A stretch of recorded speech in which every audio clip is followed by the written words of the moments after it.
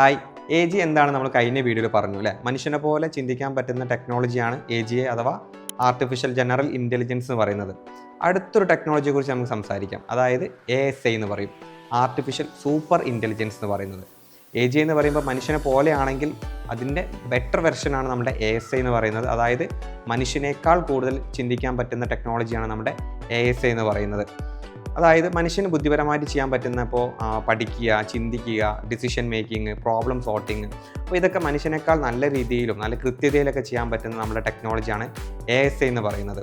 So അത് നമ്മുടെ super intelligence ആണ്. അതായത് ഇത് എവിടെയൊക്കെ യൂസ് ചെയ്യുന്നു ചോദിച്ചു കഴിഞ്ഞാൽ നിലവിൽ ഇപ്പോൾ അത് എവിടെ യൂസ് ചെയ്യാൻ തുടങ്ങിയിട്ടില്ല, പക്ഷേ യൂസ് ചെയ്യാൻ പോകുന്ന മേഖലകളെന്ന് പറയുന്നത് ഇപ്പോൾ മെഡിസിൻസ്, പല പല രോഗങ്ങൾക്കുള്ള മെഡിസിൻസുകൾ ഗവേഷണം നടത്തുക, അതുപോലെ തന്നെ ലോകത്ത് നടക്കുന്ന വലിയ വലിയ പ്രശ്നങ്ങൾക്ക് സൊല്യൂഷൻസ് കണ്ടെത്തുക.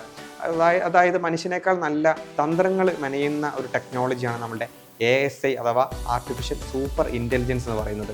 സോ AGI നമ്മൾ കൈവരിച്ച് കഴിഞ്ഞാൽ അടുത്തൊരു സെക്ഷൻ എന്ന് പറയുന്നത് നമുക്ക് വരാനിരിക്കുന്നത് ASI ടെക്നോളജിയാണ്. സോ ഇതുപോലത്തെ വീഡിയോസുകൾ ഇഷ്ടപ്പെടുന്നവരാണ് നിങ്ങളെങ്കിൽ കീപ്പ് വാച്ചിങ്.